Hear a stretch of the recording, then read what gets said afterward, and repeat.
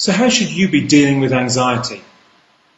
Well, very simply, what you should be doing is addressing the subconscious anxious mechanism that causes your anxiety in order to completely eliminate the reaction in your subconscious mind so that you can become completely anxiety-free.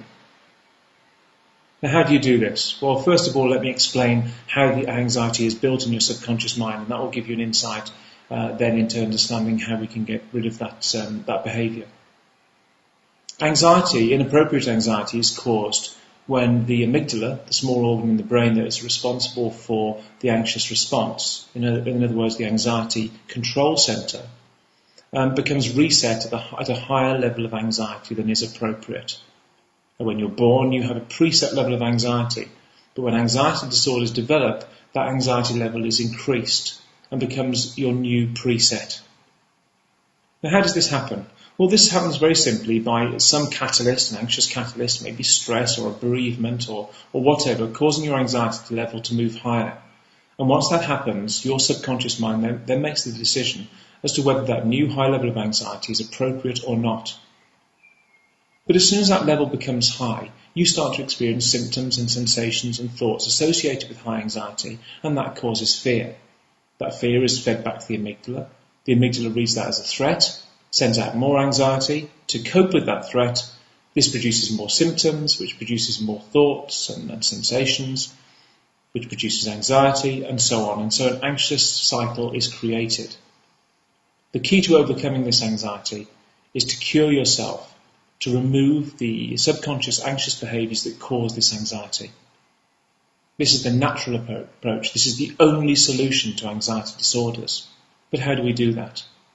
Well, what we have to do is convince the amygdala, the anxiety control centre, that you are entirely safe, that there is nothing in your environment that poses any kind of threat or risk to you.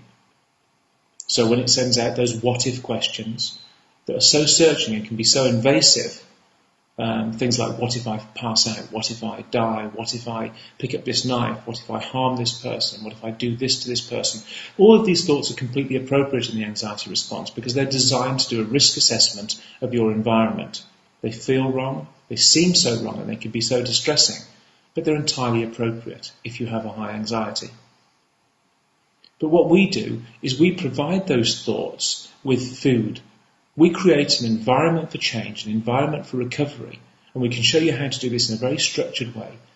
That when your sensory organs, your eyes, your ears, your nose and your mouth and your skin feed back to your amygdala the data it needs to make a decision about your anxiety levels, it receives data that makes it reset to a normal level of anxiety. And this can be done very, very quickly. I did it in my recovery, and I've since shown tens of thousands of people around the world to do the exact same thing. And my psychologists and my team of counsellors are there to help you to do this whenever you need their support. And it can be done very quickly. In fact, I've had people do this in hours, not days, hours, and make a full recovery. And this is why health organisations, psychologists, doctors, psychiatrists, and mental health practitioners from around the world recommend the Linden Method programme, because it provides a curative device. It will cure you. I hope you give us the opportunity to show you how we can cure you of your anxiety disorder and how you can overcome your anxiety permanently. Thanks for your time.